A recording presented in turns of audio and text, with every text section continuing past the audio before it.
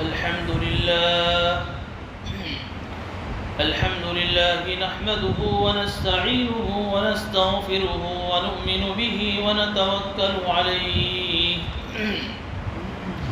ونعوذ بالله من شرور أنفسنا ومن سيئات أعمالنا من يهده الله فلا مضل له ومن يضلله فلا هادي له ونشهد أن لا إله إلا الله وحده لا شريك له ونشهد أن سيدنا ومولانا محمدا عبده ورسوله وبارك وسلم تسليما كثيرا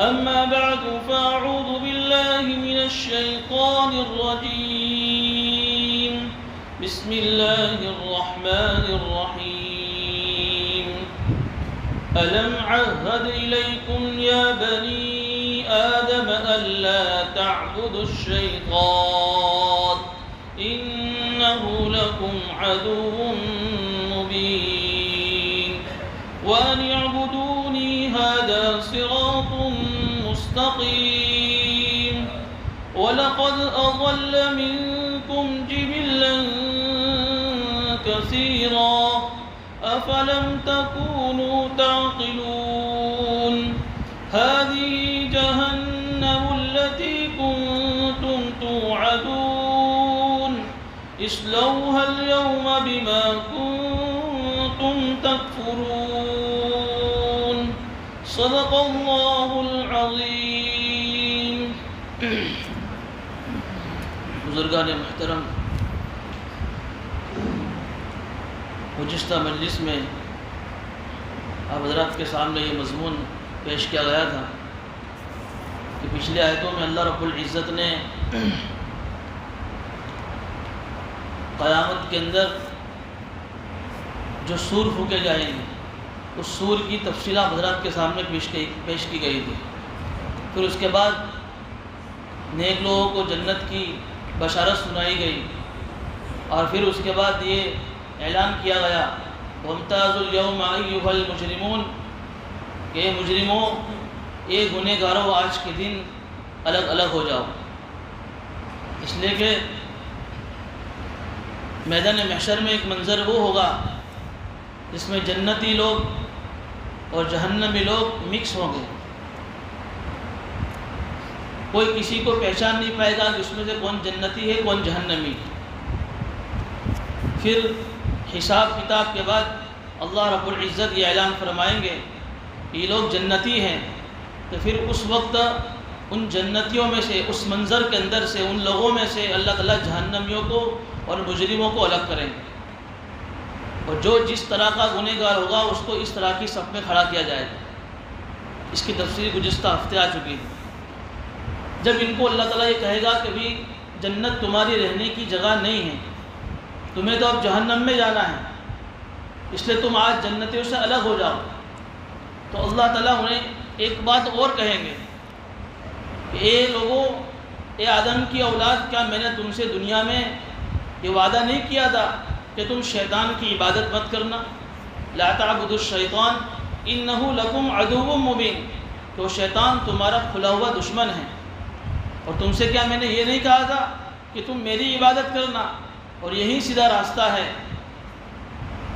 وَلَقَدْ أَضَلَّ مِنْكُمْ جِبِلًّا كَثِيرًا، جس شیطان کی تم نے عبادت کی اس نے تو تم میں سے بہت سارے لوگوں کو گمراہ کر دیا. کیا تمہارے اندر تھوڑی بھی عقل نہیں تھی؟ یہی وہ جہنم میں جس کا تم سے وعدہ کیا گیا، تمہارے اپنے کفر کرنے کی وجہ سے آج تم جہنم میں داخل ہو جاؤ. یہ اللہ تعالیٰ ان سے فرمائیں گے. دیکھیے یہاں پر ایک بات اللہ نے کیا ارشاد فرمائی کہ اے آدم کے اولاد، کیا میں نے تم سے یہ نہیں کہا تھا کہ تم شیطان کی عبادت مت کرنا؟ اب سوال یہ ہوتا ہے کہ دنیا میں تو کوئی آدمی شیطان کی عبادت کرتا نہیں. جو اللہ کے نافرمان ہیں، جو اللہ کے نہ ماننے والے ہیں، وہ تو مورتی پوجا کی عبادت کرنے والے ہیں. پھر انہیں اللہ تعالیٰ ایسا کیوں کہہ رہے ہیں قیامت کے اندر کہ تم شیطان کی عبادت مت کرنا؟ تو اس کا جواب مفسرین نے یہ دیا ہے کہ شیطان کی عبادت سے مراد اس کی بات ماننا ہے. شیطان کی عبادت سے مراد اس کی بات ماننا، اور اس کی بات ماننے کو اللہ نے عبادت سے تعبیر کیا ہے. ظاہر سی بات ہے کہ ایک تمہارے پاس سمجھانے والے اللہ کے نبی بھی آئے تھے اور ایک طرف شیطان بھی تم کو بہکا رہا تھا، تو تم نے نبیوں کی باتوں کو نہ مان کر شیطان کی بات مان کر تم نے مورتی پوجا کی بات کی، گویا کہ تم نے شیطان ہی کی عبادت کی۔ یہاں حدیث شریف میں جو یہ شیطان کی عبادت کے بارے میں جب بات نکلی ہے تو ایک اور لفظ بھی ملتا ہے عبد الزوجہ، اور ایک لفظ ملتا ہے عبد الدرہم، عبد الدراہیم، یعنی عبد الزوجہ کہتے ہیں کہ بیوی کی عبادت کرنے والا۔ عجیب الفاظ حدیث میں استعمال کیے گئے ہیں۔ مفسرین یا حدیث کی اس توضیح میں کہتے ہیں کہ بیوی کی عبادت کرنے سے مراد یہ ہے کہ اللہ کی نامرضیات میں بیوی کی اطاعت کرنا، یعنی ایسی چیزوں میں بیوی کوئی آدمی اپنے شوہر کے سامنے کوئی ایسی فرمائش کرے جو ناجائز ہو، جو حرام ہو، اور آدمی بیوی کو خوش کرنے میں اللہ کو ناراض کرتا ہے، گویا کہ اس نے بیوی کی عبادت کی۔ اتنی خطرناک الفاظ ہے، اس کو حدیث میں عبد الزوجہ، بیوی کا غلام کہا گیا، بیوی کی عبادت کرنے والا کہا گیا۔ معلوم ہوا کہ جن چیزوں میں اللہ کی نامرضیات ہو، جو اللہ کی ناپسند ہو، ان چیزوں میں بیوی کی خواہش کو برا کرنا، یہ گویا کہ بیوی کی عبادت کرنا ہے۔ اس کا مطلب یہ نہیں ہے کہ کوئی آدمی اگر جائز کاموں میں اگر اپنی بیوی کی دل جوئی کے لیے، اس کی خوشی کے لیے اس کی بات مانتا ہے، جیسے عرف میں رواج ہے، لوگ کہتے ہیں کہ بھئی آدمی بیوی کا غلام ہے، وہاں ان کی مراد یہ ہوتی ہے کہ بھئی وہ ہر بات میں اپنی بیوی کی مانتا ہے۔ یہاں الگ چیز ہے حدیث کے اندر، وہ آدمی بیوی کا غلام نہیں ہے، بلکہ حدیث میں تو اللہ کے نبی صلی اللہ علیہ وسلم خود اس کو پسند بھی کر رہے ہیں۔ یہ کوئی گناہ کی بات تھوڑی ہے، آدمی شوہر اپنی بیوی کو خوش کرنے کے لیے جائز کاموں میں اس کی دل جوئی کے لیے اگر کوئی اس کی فرمائش کو پورا کرتا ہے تو یہ آدمی تو شریف ہے، اس کو حدیث میں شریف کہا گیا ہے، یہ بیوی کا غلام نہیں ہے۔ بیوی کے غلام سے مراد، بیوی کی عبادت کرنے سے مراد یہ ہے کہ ناجائز کاموں میں بیوی کی فرمائش کرے۔ مثلا یہ کہا ہے کہ مجھے آپ سنیما گھر میں لے کر جائیے، آپ کے ساتھ میں آنا چاہتی ہوں، یہ حرام ہے۔ وہاں بیوی کو خوش کرنے میں آدمی اس کو سنیما گھر لے جاوے، یا ایسے کپڑے پہنا کر جن کپڑوں کو پہن کر بیوی کے لیے بازار نکلنا منع ہے، لیکن اس کی فرمائش تھی آدمی ایسے کپڑے پہنا کر بیوی کو بازار میں لے جاؤ، یہاں اس کو کہا کہ بیوی کا غلام، بیوی کی عبادت کرنے والا کہا۔ اس طرح ایک الفاظ یہ ملتے ہیں عبد الدراہیم، کہ مال کو بڑھانے کے لیے آدمی اللہ کو ناراض کرے، بس کسی طریقے سے مال جمع ہو جانا چاہیے، چاہے رشوت دے کر، چاہے جھوٹ بول کر، چاہے انٹرسٹ دے کر، چاہے کسی بھی طریقے سے چوری کر کے، جھوٹ بول کے، خیانت کر کے، فراڈ کر کے، دھوکہ دے کر، بس کسی طریقے سے میرے پاس مال جمع ہو جائے، چاہے اللہ ناراض ہو جائے، اس کو حدیث میں عبد الدراہیم کہا گیا، پیسوں کی عبادت کرنے والا کہا گیا۔ اسی طریقے سے یہاں شیطان کی عبادت کا مطلب سمجھ میں آیا کہ شیطان کی عبادت سے کرنے سے مراد یہ ہے کہ شیطان کی بات کو ماننا۔ اللہ ان سے کہے گا کہ دیکھو دنیا میں ہم نے تم سے کہا تھا کہ تم شیطان کی عبادت مت کرنا، وہ تمہارا کھلا ہوا دشمن ہے، پھر بھی، اور پھر یہ کہا تھا کہ تم میری عبادت کرنا، یہ سیدھا راستہ ہے جو سیدھا جنت کو جاتا ہے۔ اگر تم دنیا میں میری عبادت کرتے اور اس سیدھے راستے پہ چلتے تو سیدھی سڑک ڈائریکٹ جنت کو پہنچ جاتی اور آج تم جنت میں داخل ہو جاتے۔ لیکن سن لو، شیطان نے تم میں سے بہت سارے لوگوں کو گمراہ کیا، کیا تمہارے اندر تھوڑی بھی سمجھ نہیں تھی؟ اللہ یہ کہہ رہے کہ دنیا کے معاملے میں تم کتنا چوکنا تھے، کیسی کیسی گتھیاں تم سلجھا دیتے تھے، جو لوگوں سے معاملے حل نہیں ہوتے تھے تم حل کر دیتے تھے، ایسی تمہاری بڑی بڑی عقلیں تھیں، لوگ تمہیں دانشور کہتے تھے، لوگ تمہیں انٹیلیجنٹ کہتے تھے، تمہیں اتنے ہوشیار، لیکن آخرت کے معاملے میں، قیامت کے معاملے میں تمہاری موٹی عقل نے اتنی بھی بات نہیں سمجھے تمہیں کہ تم کس چیز کی عبادت کر رہے ہو۔ افلم تکونوا تعقلون، کیا تمہیں اتنی بھی عقل نہیں تھی؟ سن لو، یہی وہ جہنم میں جس کا تم سے وعدہ کیا تھا، آج اسی جہنم میں تمہارے کفر کی وجہ سے داخل ہو جائے۔ اب جب یہ اعلان کیا جائے گا ان کے سامنے کہ بھئی ہمیں جنت میں اب جانا نہیں ہے، ہمیشہ ہمیشہ کی جہنم میں جانا ہے، تو پھر یہ اللہ کے نہ ماننے والے جو کافر ہوں گے، مشرک لوگ ہوں گے، وہ اللہ کے سامنے کھلم کھلا جھوٹ بولیں گے، اور اللہ ان کو ایک موقع بھی دے گا۔ ایک موقع ایسا آئے گا میدان محشر میں، ہر ایک کو جھوٹ بولنے کی اجازت ہوگی، بولو تم کو جو عذر پیش کرنا ہے۔ یہ لوگ قسمیں کھائیں گے، واللہ ربنا ما کننا مشرکین، اللہ تیری قسم کھا کر کہتے ہیں کہ ہم نے دنیا میں جو ہے تجھے شریک نہیں کیا ہے، تیرے ساتھ ہم نے کسی کو شریک نہیں ٹھہرایا، قسمیں کھائیں گے۔ لیکن پھر کچھ ٹائم کے بعد، کچھ پیریڈ کے بعد اللہ تعالیٰ ان کے مہر کو ان کے منہ پر سیل لگا دیں گے، لوگ مار دیں گے، جس زبانوں سے وہ جھوٹ بول کر اپنے عذر کو پیش کریں گے، کہ ہم تو یہ نہیں تھے، ہم تو یہ نہیں تھے، ہم تو یہ نہیں تھے. پھر ایک ٹائم کے بعد اللہ ان کے منہ پر مہر مار دیں گے. الیوم نختم علی افواہہم، آج ہم تمہارے منہ پر مہر مار دیں گے، لوک کر دیں گے، سیل کر دیں گے تمہاری زبان. اب تمہاری زبان کچھ نہیں بول سکے. پھر کون بولے گا؟ وَتُكَلِّمُنَا أَيْدِيهِمْ وَتَشْهَدُ أَرْجُلُهُمْ، تمہارے یہ ہاتھ بات کریں گے، تمہارے یہ پیر گواہی دیں گے. بِمَا كَانُوا يَكْسِبُونَ، تم نے دنیا میں جو ہے گورکھ دھندے کیے تھے، جو تم نے کفر کیا تھا، جو تم نے شرک کیا تھا، تمہارے پیروں کے ذریعے سے، تمہارے ہاتھوں کے ذریعے سے وہ کل قیامت دن گواہی دیں گے. زبان بند ہے، ہاتھ بولیں گے، پیر بولیں گے، یہاں تک کہ دوسری آیتوں میں ملتا ہے کہ آنکھیں بولے گی، کان بولیں گے، آدمی کی اپنی کھال چمڑی بولے گی. اب یہ ان سے کہے گا، زبان اندر اندر کہے گی لیما شہیدتم علینا، میرے خلاف گواہی دے رہے ہو. آج دنیا میں تم کو تو خوش کرنے کے لیے میں تو اللہ کو ناراض کیا ہے، آج تم میرے خلاف گواہی دے رہے. انسان کہے گا اپنے اعضاء سے. آج یہ ہوتا ہے نا کہ آدمی کس کے لیے کرتا ہے؟ اپنے اعضاء کو خوش کرنے کے لیے. تھوڑا سا موڈ فریش ہو جاوے، تھوڑا سا جو بدن میں تازگی آ جاوے، اس کے لیے آدمی گناہ کرتا ہے. تو وہی اعضاء کل قیامت کے دن آدمی کے خلاف ہو جائیں. جب یہ سوال کرے گا تو وہ اعضاء جواب دیں گے کہ تم میرے خلاف کیوں گواہی دے رہے ہو؟ تو کہیں گا قولوا انطقنا اللہ الذی انطق کل شیء، اس اللہ نے ہمیں بولنے کی طاقت دی ہے جس نے ہر چیز، جس نے زبان کو بولنے کی طاقت دی. یا ہم اللہ کی مرضی سے بول رہے ہیں. دنیا میں ہمارے پاس زبان نہیں تھی، ہم کچھ نہیں بول سکتے تھے، تو جہاں چاہے ہم جاتے تھے. چونکہ اللہ نے دنیا میں آدمی کو اختیار دیا ہے. دونوں راستے بتا دیے، میں نے پہلے ہی بتایا. جہنم کا راستہ بھی بتا دیا، جنت کا راستہ بتا دیا. لیکن کسی آدمی کو پابند نہیں کیا کہ بھئی تمہیں 5 ٹائم کی نماز پڑھنی پڑے گی. اذان ہو گیا اور فرشتہ جو ہے کوڑا لے کر حاضر ہو گیا، ایسا ہوا نہیں ہوتا. اختیار ہے، تمہاری مرضی کی بات ہے. نماز پڑھ کر جنت کماؤ، نماز چھوڑ کر جہنم میں جاؤ. اب تم نے اس اختیار کا عمدہ الٹا مطلب استعمال کر کے الٹا فائدہ اس کا یہ استعمال ہوا کہ تم نے اس کو اللہ کی ناراضگی میں استعمال کیا. آج وہی اعضاء قیامت میں اللہ کے تمہارے خلاف گواہی دیں گے. کتابوں میں آتا ہے کہ 4 چیزیں ہمارے خلاف گواہی دے گی. ایک تو یہ جو سورہ یاسین میں جس کا تذکرہ ہے کہ آدمی کے سارے اعضاء جن کو وہ گناہوں میں استعمال کرتا تھا، وہ سارے کے سارے اعضاء اس کے خلاف ہو جائیں گے. دوسری جو ہے قرآن کی دوسری آیتوں میں ملتی ہے، جیسے سورہ انفطار میں ہے وَإِنَّ عَلَيْكُمْ لَحَافِظِينَ، یہ فرشتے جو ہمارے دائیں بائیں بیٹھے ہوئے ہیں یہ کل ہمارے خلاف گواہی دیں گے. ساری چیز ریکارڈ کر رہے ہیں اور سارا جو ہے ہمارے خلاف وہ بھی بولیں گے، دیکھیے سب تمہارا لکھا ہوا. اور تیسری چیز جس کا تذکرہ سورہ کہف میں ہے وَوُضِعَ الْكِتَابَ فَتَرَى الْمُجْرِمِينَ مُشْفِقِينَ، جب نامہ اعمال رکھ دیا جائے گا تو لوگ ڈر جائیں گے. مَا لِهَذَا الْكِتَابِ لَا يُغَادِرُ صَغِيرَةً وَلَا كَبِيرَةً، تجھے کیا ہو گیا یہ اعمال نامہ؟ کوئی چھوٹی چیز تو نہ نے چھوڑی، نہ کوئی بڑی چیز تو نے چھوڑی، سب چیزیں تو نے لا کر رکھ دی. جو تو نے رات کی تنہائی میں بند کمرے میں جو تو نے کیا تھا وہ بھی اللہ کے سامنے پیش ہو جائے گا. کوئی چیز چھوٹے گی نہیں، چھوٹی سی چھوٹی چیز. تیرے دل میں کسی کے بارے میں کیا جذبات پک رہے تھے وہ بھی جو ہے نامہ عمل میں لکھ دیا جائے گا. کوئی چیز تو چھپا نہیں سکے گا. وہ نامہ عمل آدمی کے سامنے کھول دیا جائے گا. اقرا کتابک، خود ہی اپنا چوپڑا پڑھ لے. اللہ کیا کہے گا؟ سورہ بنی اسرائیل میں عجیب الفاظ ملتے ہیں. اقرا کتابک، تو ہی خود آج اپنا نامہ عمل پڑھ لے. کفا بنفسک اليوم علیک حسیبا، اور تو ہی اپنے بارے میں فیصلہ کر لے کہ تو جنتی ہے جہنم.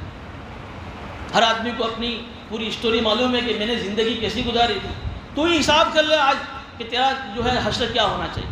تو تیسری چیز نامہ عمل. ایک چیز بدن کے سارے اعضاء، دوسرے فرشتے، تیسرے نامہ عمل. چوتھی چیز ہے جس زمین کی دھرتی کے اوپر جس جگہ پر گناہ کیا تھا وہ زمین جو ہے گواہی دے گی.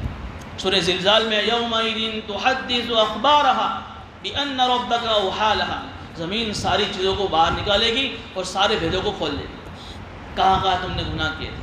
اللہ اسی کا تذکرہ سورہ یاسین میں کر رہا ہے کہ دیکھیے جب یہ لوگ جھٹلائیں گے اللہ اس وقت پھر ان کے منہ پر مہر لگا دیں گے اور پھر ان کے ہاتھ بات کریں گے اور ان کے پیر ان کے خلاف گواہی دیں گے جو کام دنیا میں کیا کرتے تھے.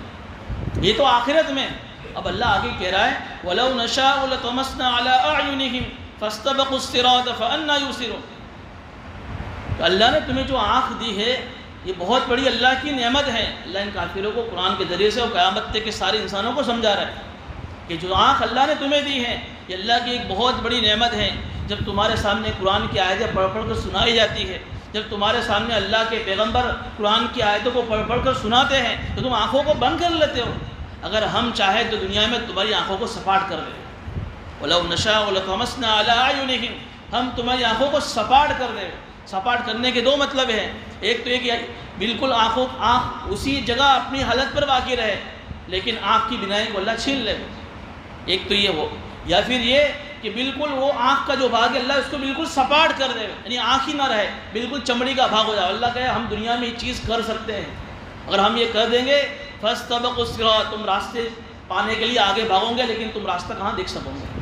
یہ دنیا میں ہم کر سکتے ہیں، جس اللہ کی قرآن کی آیتوں کے سامنے تم آنکھ بند کرتے ہو اس آنکھ کو ہم سپاٹ کر سکتے ہیں۔ اگر اللہ اور چیز کہہ رہے ہیں وَلَوْ نَشَاءُ لَمَسَخْنَاهُمْ عَلَىٰ مَكَانَتِهِمْ، اور ہم چاہیں تو تمہاری شکلوں کو اسی جگہ پر مسخ کر دے، بدل دے، چینج کر دے، فَمَا اسْتَطَاعُوا مُضِيًّا وَلَا يَرْجِعُونَ، پھر تم نہ آگے جا سکو نہ پیچھے ہٹ سکو۔ یعنی ایک عذاب کی شکل دنیا میں ایک تو اوپر بتائی کہ آنکھوں کو سپاٹ کر دے، ایک عذاب کی شکل یہ بتائی کہ تمہاری صورتوں کو ہم بالکل بدل دے، انسان کو بالکل ہم ایسا اپاہج لولا لنگڑا جانور بنا دے جو کسی طرح سے آگے پیچھے چلنے کے لائق نہ رہے۔ پچھلی امتوں پر ایسے عذاب آ چکے ہیں، اللہ نے بعض لوگوں کو خنزیر سور بنا دیا، بعضوں کو اللہ نے بندر بنا دیا، رات میں سوئے صبح اٹھے پوری کی پوری بستی بندر بن گئی۔ تو اللہ کہہ رہے کہ یہ کوئی پچھلی امتوں کے ساتھ خاص نہیں ہے، یہ اگر ہم چاہیں، اللہ کو پوری قدرت ہے، اگر ہم چاہیں تو تمہیں اسی جگہ پر تمہاری صورتوں کو بالکل بدل دے۔ کیا ہوگا پھر؟ کہ ایسے اپاہج لولے لنگڑے جانور تم کو بنا دے کہ نہ تم آگے چل سکو نہ پیچھے ہٹ سکو۔ جانور لنگڑا لولا کیا کرتا ہے؟ اسی جگہ بیٹھا ہے، نہ آگے جا سکتا ہے نہ پیچھے ہٹ سکتا ہے۔ اللہ کہہ رہے کہ دنیا میں ہم کر سکتے ہیں۔ اب انسان کو پھر بھی سمجھ نہیں آتا، اللہ اور ایک اپنی قدرت سے سمجھا رہے ہیں، وَمَن نُعَمِّرْهُ نُنَكِّسْهُ فِي الْخَلْقِ أَفَلَا يَعْقِلُونَ، کہ ہم جس کو لمبی عمر دیتے ہیں ہم اس کو پیدائش میں اوندا کر دیتے ہیں۔ کیا تمہارے اندر پھر بھی عقل نہیں ہے؟ کیا فرمایا؟ ہم جس کو لمبی عمر دیتے ہیں اس کو پیدائش میں اوندا کر دیتے ہیں۔ اس کا مطلب یہ ہے کہ جب چھوٹا بچہ جب پیدا ہوتا ہے، عین جس وقت وہ پیدا ہوا ہے اس کو آنکھ سے کچھ دکھتا ہے؟ کچھ دیکھ نہیں سکتا، نہ کان سے کچھ سن سکتا ہے، نہ زبان سے کچھ بول سکتا ہے، اتنا کمزور کہ اپنی جگہ سے ہل بھی نہیں سکتا ہے، پیدا ہوا ہے، چھوٹا سا بچہ ہے۔ اللہ کہتے ہیں کہ جس انسان کو ہم لمبی عمر دیتے ہیں، یعنی جب یہ بچہ پھر بچپنے سے نکل کر جب جوانی کی دہلیز پہ جب قدم رکھتا ہے اس کے بدن کے سارے اعضاء بالکل مضبوط ہو جاتے ہیں، مسلس اس کے مضبوط ہو جاتے ہیں، وہی پھر سننے کی طاقت، وہی بولنے کی طاقت، وہ چلنے کی طاقت، ہر چیز کی طاقت اس کے اندر آ جاتی ہے، جوانی کا جوش ہوتا ہے اس کے اندر ہوتا ہے۔ اللہ فرماتے ہیں کہ پھر دھیرے دھیرے جوانی ڈھلتے ڈھلتے پھر بڑھاپے کی جب عمر شروع ہوتی ہے اللہ دوبارہ پھر اس کے سارے بدن کے اعضاء کو کمزور کر دیتے ہیں۔ ہوتا ہی نہیں ہوتا ہے کہ بڑھاپے میں آدمی پھر سے بچے کی طرح ہو جاتا ہے، وہی پھر سے دوبارہ آپ بوڑھے میاں ہو گئے ہیں، اب سننے کی طاقت ختم ہو گئی، مشین لگانا پڑتا ہے کان میں سننے کے، چلنے کی طاقت نہیں ہے، ہاتھ میں لکڑی کے سہارے سے چلنا پڑتا ہے، بولنے کی طاقت نہیں ہے، باپ بولتا ہے بیٹے کے کانوں میں آواز نہیں دے گا، ابا کیا بولتے ہو تھوڑا زور سے بولو آواز نہیں آ رہی، ایسا کہنا پڑتا ہے، وہی بچے جیسی۔ اللہ وہی کہہ رہے ہیں کہ جس کو ہم لمبی عمر دیتے ہیں ہم اس کو پیدائش میں عمدہ کر دیتے ہیں، یعنی وہی اپنی بچپنی کی حد میں اس کو دوبارہ لے آتے ہیں۔ اللہ اپنی قدرت دکھا رہے ہیں، یہ ہماری قدرت ہے کہ جس اللہ نے بچپنے میں اعضاء کو کمزور رکھا، پھر جوانی میں مضبوط کیا، پھر دوبارہ وہی بڑھاپے میں اسی سارے اعضاء کو کمزور کر دیا۔ جو اللہ اس بات پر قادر ہو وہ اللہ تمہاری آنکھوں کو سپاٹ کرنے کی طاقت نہیں رکھتا؟ کیا اللہ تمہاری صورتوں کو مسخ کرنے کی طاقت نہیں رکھتا؟ جو اللہ یہ کر سکتا ہے وہ اللہ یہ بھی کر سکتا ہے۔ ہم چاہے جس کی عمر کو لمبا کرے ہم اس کو پیدائش میں اندھا کر دیتے ہیں۔ یہاں ایک بات یہ بھی معلوم ہوئی کہ جب بڑھاپے میں جو آدمی بوڑھا ہو گیا تو اس کو اگر بولنے کی طاقت نہیں، سننے کی طاقت نہیں، دیکھنے کی طاقت نہیں، تو جوان اولاد اپنے ماں باپ کو بڑھاپے میں معذور سمجھے، غصہ نہ کرے اپنے ماں باپ کے اوپر بڑھاپے کے اندر، یہ کیا ابا تم کو کچھ خبر پڑتی ہے، سنتے نہیں کتنی مرتبہ بولنے، ایسا ہوتا ہی نہیں ہوتا ہے۔ آدمی نوجوان ہوتا ہے تو اپنے بوڑھے ماں باپ کو کچھ نہیں سمجھتا ہے۔ ارے ایک دن تیری بھی جوانی ڈھل کر تو بھی اسی بڑھاپے کی عمر میں آئے گا، پھر تو کیا کرے؟ وہ کتابوں میں وہ کہانی لکھی ہے نا، ایک مرتبہ ایک بوڑھے باپ نے اپنے بیٹے سے پوچھا کہ بیٹا یہ کیا ہے؟ کہا کہ یہ بلبل ہے۔ پھر سے پوچھا بڑے باپ نے بیٹا یہ کیا ہے؟ اس نے اور تھوڑی سی زور سے ابو یہ بلبل ہے۔ پھر تیسری مرتبہ پوچھا کہ بیٹا یہ کیا ہے؟ تو اور ابو تم کو میری آواز سنائی نہیں دیتی ہے؟ کہہ رہا ہوں کہ بلبل ہے پھر بھی آپ ایک ہی سوال کرتے ہو۔ چوتھی مرتبہ کہا تو بیٹے نے اور سختی سے ڈانٹ دیا، باپ نے کہا بیٹے سے بیٹا اس الماری میں ایک چھوٹی سی ڈائری رکھی ہوئی لے آ۔ جب ڈائری لے کر آیا تو باپ نے ڈائری کھولی اور اس میں کہا کہ دیکھ بیٹا جب تو چھوٹا بچہ تھا اسی جگہ پر تو نے مجھے ایک ہی چیز کے 11 مرتبہ سوال کیے کہ ابو یہ کیا ہے، ابو یہ کیا ہے، میں نے ہر مرتبہ نرمی سے تجھے جواب دیا تھا کہ بیٹا یہ ہے۔ لیکن آج جب تو جوان ہوا ہے تو اپنے میرا بڑھاپے کا فائدہ اٹھا کر مجھے بولتا ہے۔ معلوم ہوا کہ نوجوان اولاد کو اپنے ماں باپ کا خیال رکھنا چاہیے، انہیں ڈانٹنا نہیں چاہیے، ان کی یہ اللہ کی قدرت ہے، انہوں نے تھوڑی جان بوجھ کر اپنے اعضاء کو کمزور کیا ہے، یہ تو اللہ کی اپنی قدرت تھی کہ بڑھاپا آ گیا جو ہے آدمی کے سارے اعضاء کمزور ہو گئے، تو اللہ وہی سمجھا رہے کیا تم سمجھتے نہیں ہو جو چیز ہم یہ کر سکتے ہیں تو ہم وہ بھی کر سکتے ہیں۔ آگے اللہ فرما رہے وَمَا عَلَّمْنَاهُ الشِّعْرَ وَمَا يَنبَغِي لَهُ إِنْ هُوَ إِلَّا ذِكْرٌ وَقُرْآنٌ مُبِينٌ۔ اے نبی جی ہم نے آپ کو شعر نہیں سکھائے اور نہ شاعری کہنا آپ کے شاعر شان ہے۔ یہ قرآن تو ایک نصیحت ہے اور ایک کھلی ہوئی کتاب ہے، تاکہ اس قرآن کے ذریعے سے ہم زندہ دل لوگوں کو ڈرائیں اور جو منکرین ہیں، جو کافر ہیں، ان کے اوپر قرآن حجت ہو جائے۔ دیکھیے قرآن کریم میں جتنے بھی مضامین ہیں یا قرآن کریم کے جو الفاظ ہیں جب آدمی سنتا ہے تو اس کے دل میں ایک عجیب کیفیت ہوتی ہے۔ کوئی بہترین قاری کی جب آواز سنے تو آدمی کا دل اندر سے پگھلتا ہے، یا پھر قرآن کریم کی تفسیر یا کوئی ایسی باتیں جب آدمی سنتا ہے اس کے دل میں ایک عجیب کیفیت ہوتی ہے۔ تو اس زمانے میں بھی جب اللہ کے نبی صلی اللہ علیہ وسلم جب قرآن کریم کی تلاوت کرتے تھے، اور حضور کی تلاوت کا کیا انداز ہوگا، کفار مکہ جب سنتے تھے تو چھپ چھپ کر سننے آتے تھے۔ تو انہوں نے کیا کہا کہ بھئی یہ تو کوئی شاعری ہے، یہ تو کیا ہے جو دلوں پر عجیب اثر کرتی ہے۔ اللہ کے نبی صلی اللہ علیہ وسلم کو شاعر کہا اور قرآن کو شاعری کہہ دیا۔ اللہ اس کا جواب دے رہے کہ نبی جی ہم نے آپ کو کوئی شاعری نہیں سکھائی ہے، نہ آپ کے شاعر شان ہیں۔ دیکھیے جس زمانے میں اللہ کے نبی صلی اللہ علیہ وسلم کو اللہ نے نبی بنا کر بھیجا، یہ اللہ کی ایک سنت رہی ہے، جب بھی اللہ جس زمانے میں جن نبیوں کو بھیجا کرتا تھا اس زمانے کے حالات کے حساب سے اللہ ان نبیوں کو معجزے دیتا تھا۔ ہر زمانے میں ہر نبی کو اللہ نے عجیب معجزے دیے اس زمانے کے حالات کے حساب سے۔ جب عیسیٰ علیہ السلام کو زمانہ دیا وہ زمانہ میڈیکل سائنس کا زمانہ تھا۔ حضرت عیسیٰ علیہ السلام کو اللہ نے ایسا عجیب معجزہ دیا کہ مٹی سے پرندہ بنایا، پھونک ماری، پرندے میں روح آ گئی، پرندہ اڑنے لگا۔ ایک قبر سے گزرے، وہ قبر تھی برسوں ہزاروں سال گزر گئے، کس کو؟ نوح علیہ السلام کے بیٹے سام کو، اس کی قبر پر ہاتھ مارا، وہ مردہ کھڑا ہو گیا۔ یہ عجیب اللہ نے ان کو معجزہ دیا ہے۔ ہمارے نبی صلی اللہ علیہ وسلم جس زمانے میں نبوت نبی بن کر آئے اس زمانہ عربوں کے اندر شعر شاعری کا زمانہ تھا۔ عرب کی چھوٹی چھوٹی بچیاں ہائی کوالٹی کی عربی بولتی تھی اور برجستہ بلا تکلف ان کی زبان، جیسے ہم آپس میں گجراتی میں جو باتیں کرتے ہیں ہمارے چھوٹے بچے، ایسی عرب کی چھوٹی چھوٹی بچیاں شعر کے انداز میں، شاعری کے انداز میں آپس میں عربی میں باتیں کیا کرتی تھی۔ ایسا زمانہ تھا عربوں کا، یہاں تک کہ باندیا جو خادمہ کہلاتی تھی وہ بھی عربی میں شعر کے انداز میں باتیں کرتی تھی۔ جب حضور قرآن پڑھ کر جب انہیں سناتے تھے تو انہیں غلط فہمی کیا ہوئی؟ اصل میں شعر کہتے ہیں کہ اندر کی جو فیلنگس ہوتی ہے، اندر کے جو جذبات ہوتے ہیں، دل کے جو خیالات ہوتے ہیں، آدمی اس کو الفاظ کا جامع پہناتا ہے، وہ شاعری بن جاتی ہے۔ تو انہوں نے بھی سمجھا کہ قرآن بھی اسی طرح سے خیالی باتیں ہیں، اس لیے انہوں نے اللہ کے اسم کو شاعر کہہ دیا۔ امراء القیس نامی اس زمانے میں ایک شاعر گزرا ہے، زمانے جاہلیت کے اندر، امراء القیس نامی، وہ اپنی چھوٹی چھوٹی بچیوں کو شعر شاعری سکھاتا تھا۔ اور اس کا انداز کیا ہوتا تھا؟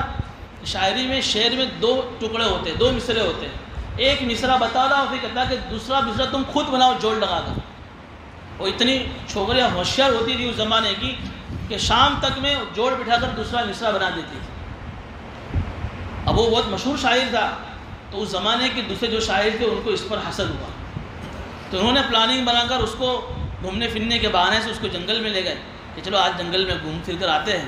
تو وہ امراء القیس نامی جو شاعر اپنے دوستوں کے ساتھ، وہ سب شاعر تھے، جنگل میں گھومنے کے لیے گئے اور پھر گھوم پھر کر اپنا پلاننگ سامنے رکھ دیا کہ بھئی ہم تو تم کو مارنے کے واسطے جنگل میں لے کر آئے، کھلایا پلایا، پھر اپنا پلاننگ رکھ دیا۔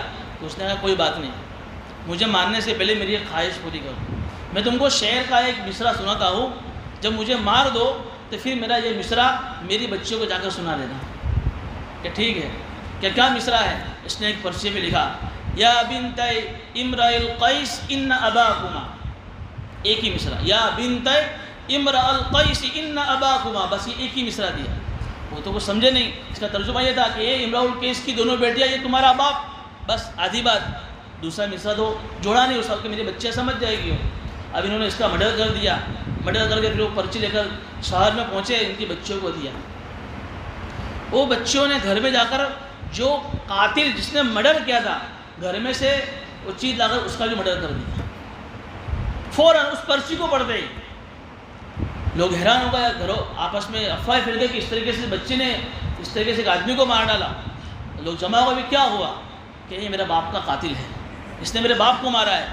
کہ تیرے پاس کیا ثبوت ہے، کیا پروف ہے؟ کہا کہ ہم جب چھوٹی تھے تو ہمارے باپ نے ہمیں شعر کہنا سکھایا تھا. ایک شعر کا ٹکڑا ہمیں سکھا تھا اور دوسرا کہتا تم خود ہی بناؤ. ہم اس میں اتنے ماہر ہو گئے تھے کہ آج جب یہ اس پرچی میں شعر کا جب ایک ٹکڑا لے کر آئے ہم سمجھ گئے کہ اس کا جوڑ یہی بیٹھے گا، یا بنت امرأ القیس ان اباکما خدا بالسعر ھذا قاتل اباکما. پکڑو اس تمہارے قاتل کو جو تمہارے باپ کا قاتل ہے. اسی شعر میں یہ ٹکڑا اسی وزن پر بیٹھ رہا ہے. ہم سمجھتے کہ میرے باپ کا قاتل ہے. اس زمانے کی شاعر لڑکی ایسی ہوتی تھی کہ اس طریقے سے شعر بناتی تھی. بہرحال یہ شاعروں کی عجیب دنیا ہوتی ہے جو اپنے خیالات کو الفاظ پہ جب لاتے ہیں، کبھی چاند کی تعریف کرتے ہیں، کبھی سورج کی، کبھی پھول کی تعریف، کبھی کسی کی دشمنی پہ اتر آئے تو گدھے کو بھی باپ کو بھی گدھا، اور کبھی محبت کرنے لگے تو گدھے کو بھی باپ کہنے لگتے ہیں. تو یہ جب قرآن کو جب سنتے تھے تو یہ اللہ کے نبی صلی اللہ علیہ وسلم کہتے کہ یہ بھی ایک شاعری ہے. اللہ نے قرآن کریم میں سورہ شعراء پوری شاعروں کے نام سے ایک سورت بیان کی، سورۃ الشعراء، شاعروں کی سورت. اس میں اللہ نے کہا ہے کہ الم تر انہم فی کل وادی یہیمون، کہ لوگ دیکھتے نہیں ہیں کہ لوگ وادیوں میں بھٹکتے ہیں، یعنی کبھی یہاں بھٹک رہے کبھی یہاں بھٹک رہے. نبی جی ہم نے آپ کو بھٹکتی وادی میں نہیں بھیجا ہے، اور یہ قرآن کوئی بھٹکتی وادی نہیں ہے، یہ تو ایک نصیحت کی کتاب ہے. ان ہوا الا ذکر وقرآن مبین، اور ایک کھلا ہوا قرآن ہے. یہ ہم نے اس کے لیے نازل کیا ہے تاکہ دنیا میں جو زندہ لوگ ہیں، جن کے دلوں میں ان کے دل زندہ ہیں، جو اللہ کو ماننے والے ہیں، وہ اس کے ذریعے سے قرآن سے ڈرے، اور جو لوگ اللہ کے نہ ماننے والے ہیں قرآن ان کے اوپر حجت ہو جائے. اولم يروا انا خلقنا لهم مما عملت ایدینا انعاما فهم لها مالکون. اگر اللہ ان دو آیتوں میں اپنے ایک دوسرے، ابھی تک اللہ اپنی قدرت کو بیان کر رہے ہیں، اب اللہ اپنے احسان کو بیان کر رہے ہیں. دیکھیے اللہ کا عجیب نظام ہے. کبھی اللہ اپنی قدرت سمجھا رہے، کبھی اللہ جنت کی بشارت جنت کھول کر سمجھا رہے، کبھی اللہ قیامت کے عذاب سے ڈرا رہے، کبھی اللہ اپنے احسانات گنوا کر انسانوں کو متوجہ کر رہے ہیں کہ کسی بھی طریقے سے میرا بندہ بت پرستی کو چھوڑ کر مجھے ماننے والا بن جائے. تو اللہ انہی آیتوں میں دیکھیے سورہ یاسین آپ جب سے سن رہے ہیں، کبھی تو اللہ اپنی قدرت کو بیان کر رہا ہے، یہاں اللہ اپنی عظیم نعمت کو بیان کر رہا ہے. اولم يروا، کہ لوگ دیکھتے نہیں ہیں، یعنی نبی جی سے خطاب ہے، نبی جی کو کہا جا رہا ہے کہ نبی جی کہ لوگ دیکھتے نہیں ہیں، انا خلقنا لهم مما عملت ایدینا انعاما، کہ ہم نے ان کے لیے بہت ساری چیزیں پیدا کی ہیں. انہی چیزوں میں سے ہم نے اپنے ہاتھوں سے چوپائے بنائے، جانور بنائے جس کا ہم نے انہیں مالک بنایا. دیکھیے بہت ساری چیزیں آج کے زمانے میں ایسی ہیں جس کو آدمی اللہ کی دی ہوئی عقل کا استعمال کر کے بناتا ہے. جیسے ہوائی جہاز ہے، کار ہے، بس ہے، سائیکل ہے، یہ آدمی نے اللہ کی دی ہوئی عقل سے بنائی ہے. اس میں آدمی کا کچھ دخل ہے کاریگری کا، لیکن یہ جو چوپائے ہیں اس میں آدمی کی کیا کاریگری لگی؟ اللہ نے اپنے دستے قدرت سے بنائے ہیں. یہ بکری، یہ بھیڑ، یہ جو ہے اونٹ، گائے، بیل، گھوڑا، اس میں انسان کا کوئی دخل نہیں ہے. اللہ فرما رہے ہیں کہ یہ بہت ساری سواریاں جو چوپائے کی شکل میں، جو جانوروں کی شکل میں ہم نے اپنے ہاتھوں سے بنائی ہیں، فہم لہا مالکون، ہم نے تمہیں اس کا مالک بنا دیا. ایسا نہیں کہ بھئی بنایا ہم نے ہے تو تم اس کے مالک نہیں، صرف فائدہ اٹھاؤ، بلکہ دنیا میں آدمی اس کا مالک ہے نا. کوئی کہتا ہے میرے پاس 50 بکریاں ہیں، میرے پاس 50 گھوڑے ہیں، آدمی اس کی اپنی ملکیت ثابت کرتا ہے. اللہ کہہ رہے ہیں کہ ہم نے تم پر کتنا بڑا احسان کیا ہے، جانوروں کو اپنے قدرت سے پیدا کر کے جس میں تمہارا کوئی کمال نہیں ہے، ہم نے تمہیں اس کا مالک بنا دیا. اور صرف یہ نہیں، وَذَلَّلْنَاهَا لَهُمْ، ہم نے تمہیں ان کے اوپر قابو بھی دے دیا. کوئی آدمی 100 ہاتھی کا مالک ہوئے لیکن قابو نہ دے، اللہ کا کیا کر سکتا آدمی ہاتھی کے ذریعے سے؟ یہ اللہ کا کتنا بڑا احسان ہے کہ ایک چھوٹا سا بچہ، ایک چھوٹا سا شکل کا آدمی اس ہاتھی کو جو ہے، اتنے بڑے ہاتھی کو جس کی شکل آدمی دیکھ کر ڈر جاوے، اس پر بیٹھ کر ہاتھی کو چلا رہا ہے۔ عربوں میں تو رواج تھا، چھوٹے چھوٹے بچے جو ہے گھوڑے پر سواری کرتے تھے، اونٹ پر سوار ہو کر اونٹ کو چلاتے تھے۔ آج بھی آپ دیکھیے ایک آدمی ہے اونٹ کی ناک میں نکل ڈال کر اونٹ کو چلا رہا ہے۔ اللہ کہہ رہے کہ یہ ہم نے تمہیں جانوروں کو تمہارے قابو میں کیا ہے، اگر ہم نہ کرتے تو تمہاری کیا مجال تھی کہ تم جانوروں کو ہاتھ لگا سکتے؟ نہیں کہ تم کو صرف اس کا مالک بنایا، بلکہ ان جانوروں کو تمہارے قابو میں کر دیا۔ پھر آگے کیا فرمایا کہ وَذَلَّ اللَّهُ لَهُمْ فَمِنْهَا رَكُوبُهُمْ وَمِنْهَا يَأْكُلُونَ، بہت سارے جانور ایسے ہیں جس پر تم سواری کرتے ہو اور بہت سارے جانور تمہاری غذا ہے۔ بہت سارے جانوروں پر آدمی سواری کرتا ہے۔ آج بھی بہت سارے لوگ جب گھومنے جاتے ہیں پکنک پر تو گھوڑے پر سواری کرتے ہیں، جو ہے اونٹ پر سواری کرتے ہیں۔ جانا چاہیے اور سواری بھی کرنی چاہیے، لیکن شوق پورا کرنے کے لیے نہیں۔ اس نیت سے جب گھومنے جائے پکنک پر تو گھوڑے پر، اونٹ پر، کھچر پر، گدھے پر سواری کرے کہ میرے حضور کی سنت ہے۔ اللہ کے نبی صلی اللہ علیہ وسلم نے گھوڑے پر بھی سواری کی ہے، کھچر پر بھی سواری کی ہے، گدھے پر بھی سواری کی ہے، اونٹ پر بھی سواری کی ہے۔ جب کبھی اس جگہ پر جانے کا موقع ملے تو سنت کی نیت سے ان جانوروں کو سواری کرنی چاہیے، تاکہ سنت بھی ادا ہو جائے اور اس کے ذمہ میں ہمارا شوق بھی پورا ہو جائے۔ فرمایا کہ بہت سارے جانور تمہاری سواریاں ہیں اور بہت سارے جانوروں کو تم ذبح کر کے کھاتے ہو۔ وَلَهُمْ فِيهَا مَنَافِعُ وَمَشَارِبُ، اور اتنا نہیں، صرف سواری اور کھانا نہیں، اور بھی بہت سارے فائدے اللہ نے تمہارے لیے جانوروں میں رکھے ہیں۔ جانور مر گیا تو کیا کرتے؟ کھال کو اتار کر، کھال سے بہترین قسم کے سویٹر تیار ہوتے ہیں، ان کے بالوں سے ان سے سویٹر تیار ہوتے ہیں، ان کی ہڈیوں کو چورا بنا کر، پاؤڈر بنا کر اس کو استعمال کیا جاتا ہے، ان کی چربیوں کو دوا میں استعمال کیا جاتا ہے۔ کتنے سارے فائدے ہیں جانوروں میں۔ بلکہ میں آپ کو عجیب بات سناؤں، کتابوں میں لکھا ہے بلی ایک جانور ہے چھوٹا سا، جب وہ پاخانہ کرتا ہے، پاخانہ کرتی ہے بلی، تو کچھ پاخانہ اس کے دم کے نیچے باقی رہ جاتا ہے، بلی کا پاخانہ۔ پھر جب وہ جمع ہو جاتا ہے تھوڑی مقدار میں تو کچھ ٹائم کے بعد اللہ اپنی قدرت سے اس سے خوشبو نکالتے ہیں۔ یہ آپ نے نہ سنا ہو تو یہ ہے کہ بلی کے پاخانہ سے، بلی جب پاخانہ کرتی ہے اس کے دم کے نیچے کچھ پاخانہ جمع رہتا ہے، کچھ ٹائم میں اللہ اس کے اندر خوشبو اللہ نکالتے ہیں۔ دیکھو یہ اللہ کی قدرت ہے۔ ایک اور بات آپ کو سنا ہو، آپ نے سنا ہوگا مشک نامی عطر کا۔ یہ عطر کہاں سے آتا ہے؟ ہرن، جس کو ہم ہرن بولتے ہیں، کچھ خاص قسم کا ایک ہرن ہوتا ہے جس کی یہ ڈوٹی ناف ہوتی ہے، جس کو ہم ڈوٹی بولتے ہیں، اس کے اندر میل جمع ہوتا ہے، اسی میل سے اللہ مشک کو، عطر کو مشک بناتے ہیں۔ دیکھیے جانور کے میل سے اللہ جو ہے مشک بناتے ہیں۔ عنبر عطر کا نام آپ نے سنا ہوگا، کس سے بنتا ہے وہ؟ سمندر میں ایک مچھلی ہے، اس مچھلی کے پاخانہ سے اللہ عنبر نامی عطر بناتے ہیں۔ یہ اللہ کی کاریگری ہے کہ اللہ پاخانہ سے کسی کسی خوشبو اللہ بناتے ہیں جو اپنی ماہیت کو بدل کر پاک ہو جاتی ہے۔ کہ اللہ اسی کو سمجھا رہے ہیں کہ ہم نے تمہارے لیے اس میں اور بھی بہت سارے فائدے رکھے ہیں۔ وَمَشَارِبُ، اور جانوروں کے تھنوں کو ہم نے تمہارے لیے دودھ کے چشمے بنائے ہیں۔ لیکن نہیں پانی کے چشمے دیکھے ہوں گے، لیکن اللہ کہتے ہیں کہ ان جانوروں نے، ہم نے تمہارے لیے دودھ کے چشمے بنائے ہیں، یہ دودھ کے گھاٹ ہیں، تم اس سے دودھ پیتے ہو، پھر دودھ سے دہی، پھر دہی سے مکھن، پھر پتہ نہیں کیا کیا دودھ کی وانگیاں بناتے ہو تم۔ اللہ فرما رہے کہ یہ جانوروں میں ہم نے تمہاری چیزیں رکھی ہیں۔ افلا یشکرون، کیا پھر تم بھی اللہ کا شکر ادا نہیں کرتے؟ اب آدمی اس اللہ کی موٹی موٹی انعامات کو سن کر اس کا شکر کیا ہونا چاہیے تھا؟ وہ آدمی فوراً اللہ کو مان لیتا۔ اللہ کہہ رہے کہ بجائے مجھے ماننے کے وَاتَّخَذُوا مِن دُونِ اللَّهِ آلِهَةً لَعَلَّهُمْ يُنصَرُونَ، کہ انہوں نے اللہ کو چھوڑ کر اور دوسرے بہت سارے معبودوں کو بنا رکھا ہے۔ اتنے سارے احسانات ہیں میرے ان کے اوپر، پھر بھی مجھے چھوڑ کر انہوں نے اور بھی بہت سارے بتوں کو اپنا معبود بنا رکھا ہے۔ کیوں بنایا ہے؟ کہ تاکہ کل قیامت میں یہ ان کے کچھ کام آئے، لعلہم ینصرون، ان کی مدد کی جاوے۔ اللہ فرما رہے ہیں لا یستطیعون نصرہم وہم لہم جند محضرون، یہ تمہاری کیا مدد کریں گے، بلکہ کل قیامت میں تمہارے خلاف حجت بن کر ویرودھ پارٹی میں کھڑے ہو جائیں گے۔ تم کہہ رہے ہو کہ ہماری مدد کریں گے، کل قیامت میں اللہ ان کو تمہارا مخالف بنا دے گا۔ جب وہ تمہیں دیکھیں گے تم سمجھو گے یہ ہمارے بت ہیں جس کی ہم دنیا میں بات کرتے تھے، تمہارے اندر ایک امید جگے گی کہ یہ ہماری مدد کریں گے، وہی تمہارے خلاف ہو جائیں گے۔ لا یستطیعون نصرہم وہم لہم، انہی بدوں کو ان کے سامنے فریق بنا کر حاضر کیا جائے گا۔ فلا یحزنک قولہم انا نعلم ما یسرون وما یعلنون، اے نبی جی ان کی باتوں سے، کبھی آپ کو شاعر کہتے ہیں، کبھی آپ کو جادوگر کہتے ہیں، کبھی آپ کو مجنون پاگل کہتے ہیں. نبی جی ان کی باتوں سے آپ غم مت کرو، یہ تو آپ کو پاگل کہتے ہیں، آپ کو شاعر کہتے ہیں، لیکن میں تو اللہ ہوں، میں نے تو انہیں پیدا کیا ہے، یہ لوگ مجھے بھی نہیں مانتے ہیں، تو پھر تمہیں گھبرانے کی کیا ضرورت ہے؟ فلا يحزنك قول، نبی کو تسلی دی کہ ان کی ایسی بکواس اور واہیات باتوں سے جن کے اندر کوئی عقل نہیں ہے، اگر عقل ہوتی تو ایسی باتیں آپ کے بارے میں نہ کہتے.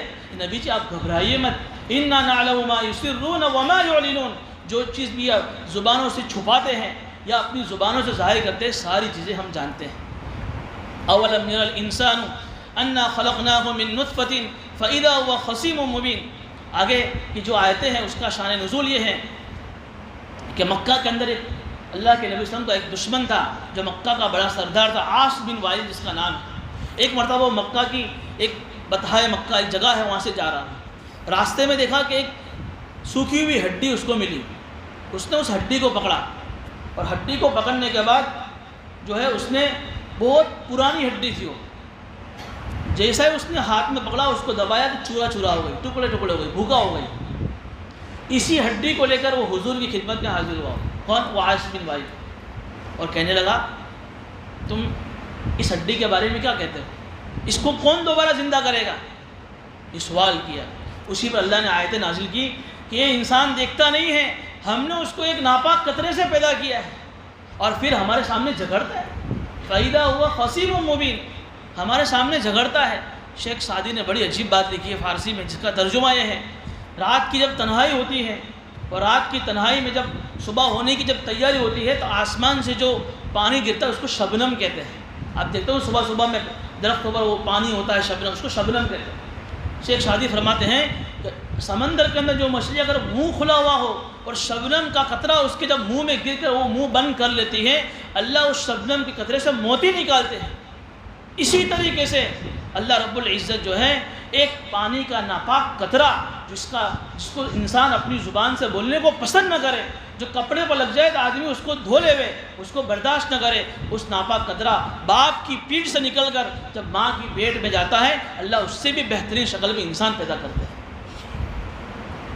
موتی کا تو کیا کہنا، اس سے بھی بہترین شکل میں اس باپ کی پیٹھ سے نکلا ہوا قطرہ جب ماں کی پیٹ میں جاتا ہے اور ماں کی رحمدانی میں جب 9 مہینے رہتا ہے، اللہ بہترین شکل میں انسان بنا کر پیش کرتے ہیں. اللہ کہتا ہے کہ پھر تم میرے سامنے جھگڑتا ہے. یعنی وہی جھگڑا کرنے لگا اللہ کے نبی صلی اللہ علیہ وسلم کے سامنے کہ ہڈی کون کرے گا. وَضَرَبَ لَنَا مَثَلًا، اور ہمارے سامنے ہڈی کی مثال پیش کرتا ہے. وَنَسِيَ خَلْقَهُ، اور اپنی پیدائش کو بھول جاتا ہے کہ تو کس ناپاک قطرے سے پیدا ہوا تھا، تیری کیا حیثیت ہے اللہ کے سامنے جھگڑا کرنے کی، اور تو یہ ہڈی لے کر حضور کے سامنے حاضر ہوا ہے.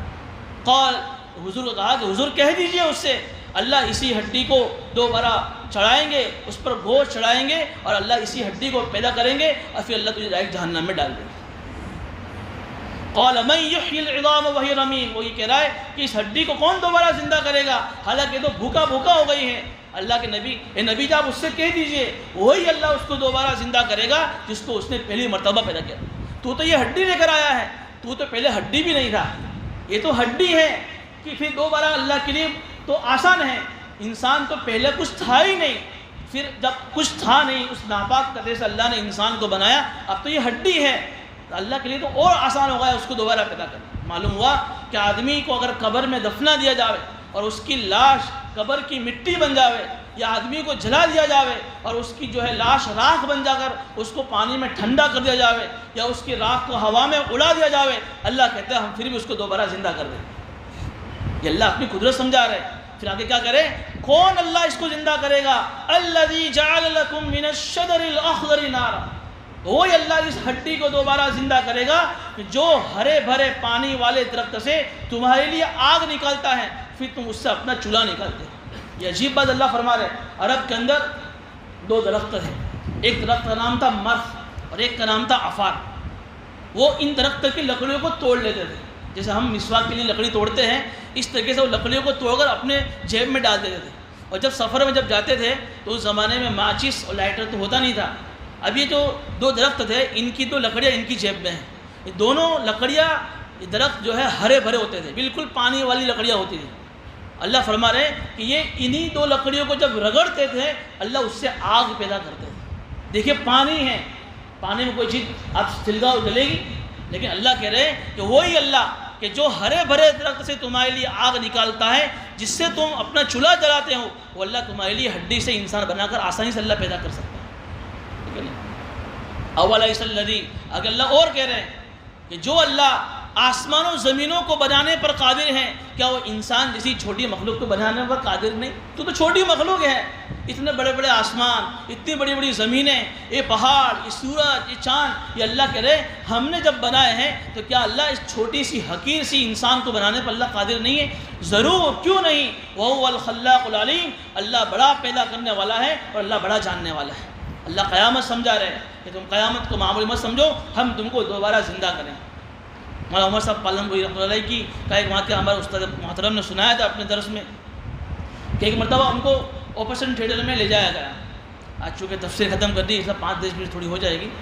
ان کو جو ہے آپریشن تھیٹر میں لے جایا گیا، غیر مسلم ڈاکٹر تھے وہ، ابھی آپریشن کی دیر تھی، ان سے سوال کیا غیر مسلم ڈاکٹروں نے کہ مولانا آپ لوگ یہ کہتے ہو کہ تمہارا یہ مانیتا ہے کہ تم کو دوبارہ زندہ کیا جائے گا، ہمیں چیز سمجھ میں نہیں آتی۔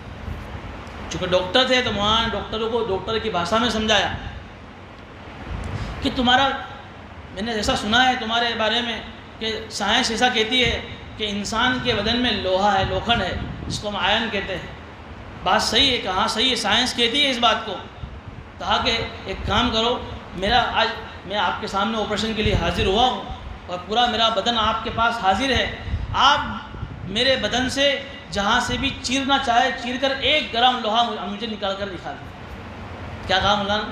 جب آپ یہ کہہ رہے ہو کہ سائنس کہہ رہی ہے کہ انسان کے بدن میں آئرن ہوتا ہے، اگر اس کی کمی ہو جائے تو انسان کمزور ہو جاتا ہے، تو مجھے جہاں سے بھی میرے بدن کو چیرنا چاہو چیر کر صرف 1 کلو نہیں 1 گرام لوہا نکال کر دکھا دیں۔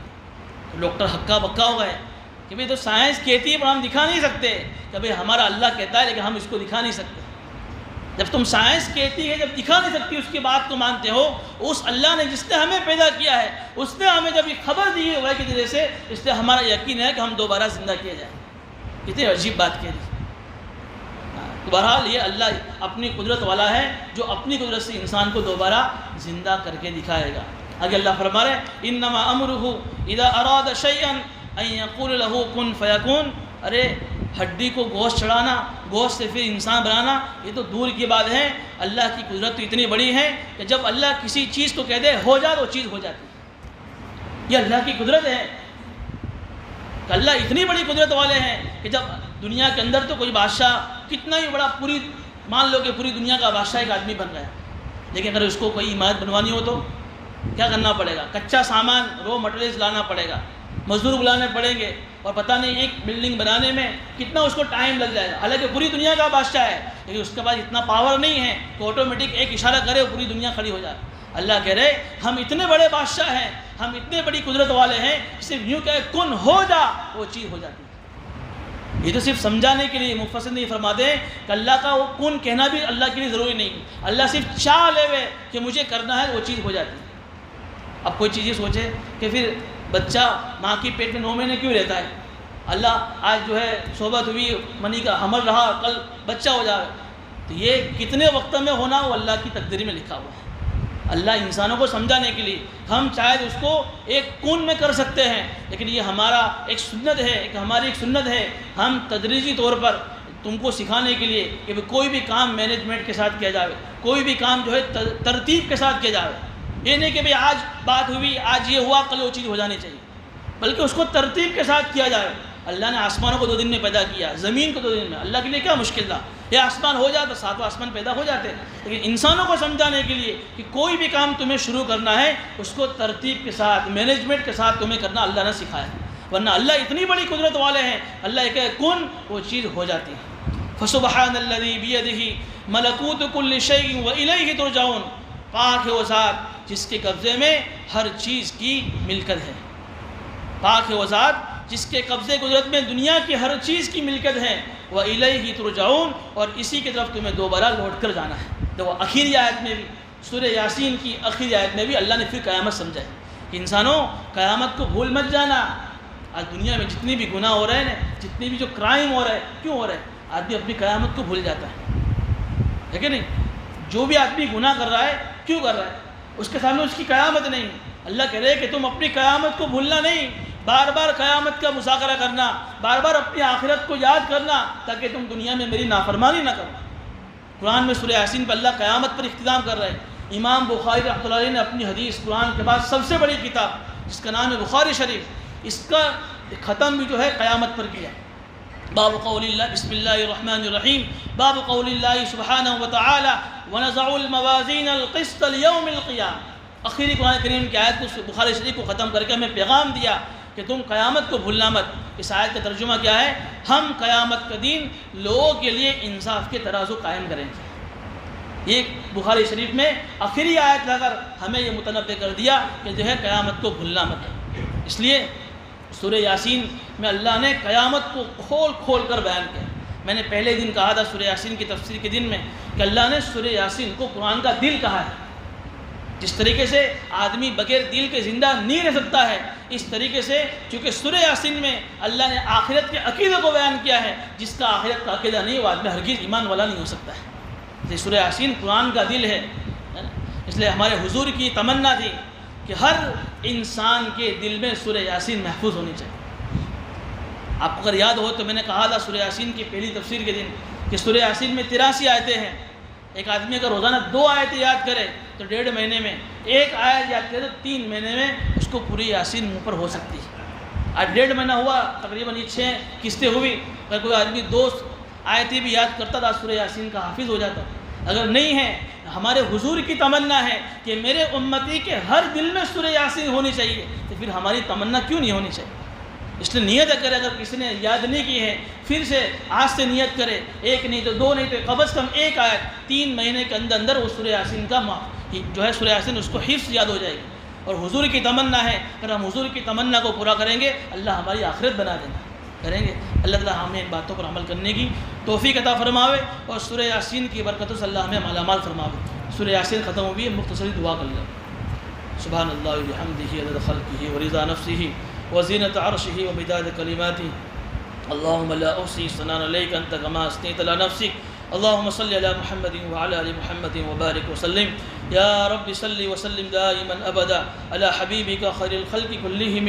ربنا ظلمنا انفسنا وان لم تغفر لنا وترحمنا لنکونن من الخاسرین۔ اے اللہ ہم گنہگار ہیں، اے اللہ خطا کار ہیں، اے اللہ اقراری مجرم ہیں، اللہ ہم تو اتنے گندے ہیں کہ اللہ پھر بھی تو نے اپنا احسان فرما کر ہمیں قرآن کی اس محفل میں بیٹھنے کی توفیق عطا فرمائی، قرآن کو سمجھنے کے لیے اللہ تو نے ہمیں یہاں جمع فرمایا۔ اے اللہ اس تیرے احسان عظیم کو یاد رکھتے ہوئے اللہ تو ہمیں قرآن کریم کو سمجھنے کی اور اس پر عمل کرنے کی توفیق عطا فرما۔ اے مولا کریم، تیرے بہت سارے بندے اپنی مشغولی کو چھوڑ کر اپنے کھانے پینے کو آگے پیچھے کر بہت اس لیے یہاں ہر بدھ کو جمع ہوتے ہیں۔ ہم قرآن کو سمجھیں گے، سمجھ کر اس کو اپنی زندگیوں میں داخل کریں گے۔ اللہ ان کے یہاں آنے کو قبول فرما، اللہ ان کے یہاں آنے کی برکت سے ان کی نسلوں کو قبول فرما، اللہ ان کے یہاں آنے کی برکت سے پوری سوسائٹی کو اور پوری بستی کو اللہ تو قبول فرما۔ اللہ تو پوری امت کے اندر اللہ تو ہدایت کے فیصلے فرما۔ اللہ سورہ یاسین کا ختم ہوا ہے اور تیری نبی کا فرمان ہے کہ سورہ یاسین کے ختم کے اوپر دعائیں قبول ہوتی ہیں۔ اللہ ہم تجھ سے سورہ یاسین ختم پر ہی دعا کرتے ہیں۔ اللہ آج مسلمان کا جان محفوظ نہیں ہے، مسلمان کا مال محفوظ نہیں ہے، مسلمان کی عزت و آبرو محفوظ نہیں ہے۔ اللہ ہم سورہ یاسین کے ختم پر تجھ سے یہ التجا کرتے ہیں، اللہ تو مسلمانوں کی جان کی، مسلمان کے مال کی، عزت و آبرو کی حفاظت فرما۔ اللہ اسلام کے شاعر محفوظ نہیں ہیں، مسجدیں محفوظ نہیں ہیں، اللہ مدارس محفوظ نہیں ہیں، مکاتب قرآنیہ محفوظ نہیں ہیں۔